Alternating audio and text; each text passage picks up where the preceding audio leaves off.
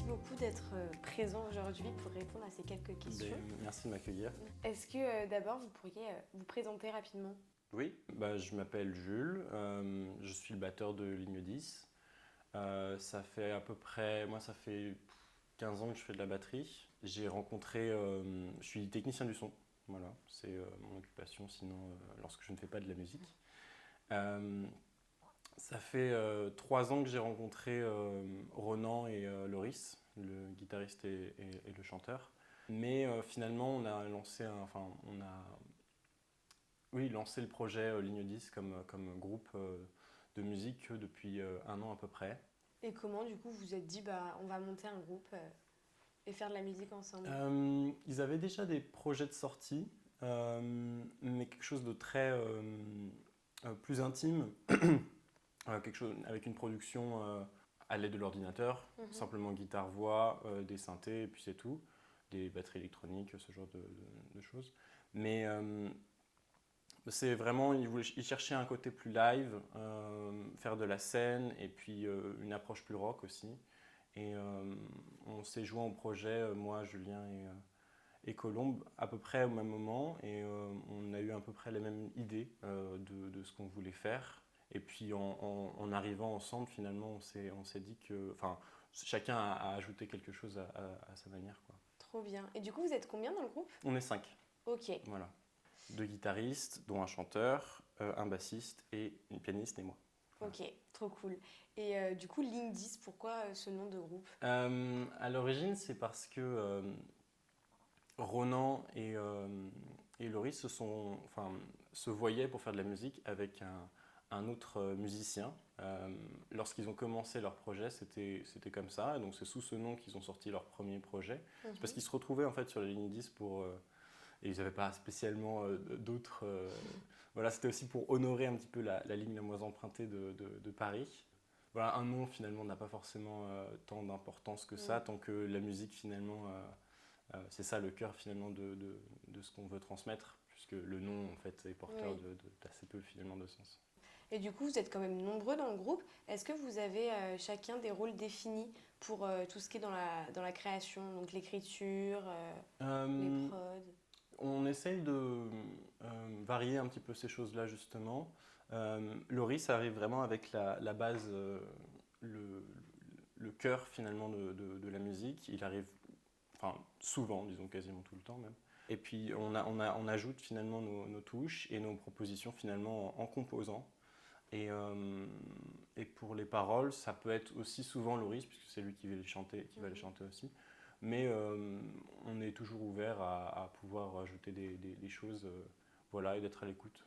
Vous avez commencé à chanter en anglais et vous êtes passé au français. Pourquoi ce choix?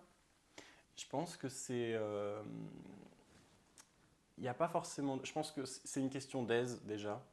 L'anglais, c'est facile de commencer à écrire en anglais.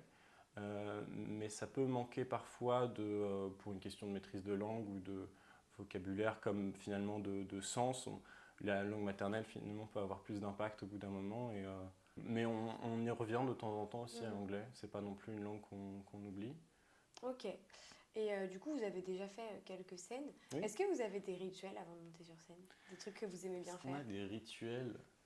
On se regroupe, on dit qu'on va tout donner, que ça va être incroyable, et voilà. Enfin, il n'y a pas spécialement de règles là-dessus. Et c'est quoi justement les sensations que vous pouvez ressentir en montant sur scène? Alors, en montant, c'est la partie où les 2 premiers morceaux souvent sont les plus difficiles à ressentir vraiment, parce qu'il y a toutes les émotions qui montent d'un seul coup. Il faut partir avec beaucoup d'énergie aussi, c'est pas forcément le plus évident. Il y a une part de stress, mais c'est beaucoup de joie d'être là, de joie de jouer, d'être écouté, et finalement de mélange d'énergie, et puis surtout il y a une espèce de consécration aussi, que ce soit dans la préparation de la journée, mais aussi de la semaine parfois. On sait 1 à 2 mois parfois à l'avance quand on va jouer à certaines dates, et le jour du concert souvent c'est beaucoup d'émotions. Et est-ce qu'il y a un morceau que vous préférez jouer sur scène, vraiment qui vous procure particulièrement d'émotions? On a chacun ses morceaux préférés. Je dirais que pour Julien, je sais que c'est la reprise Show Me How qu'on a récemment mis sur YouTube. On a fait une petite cover. Je sais que moi,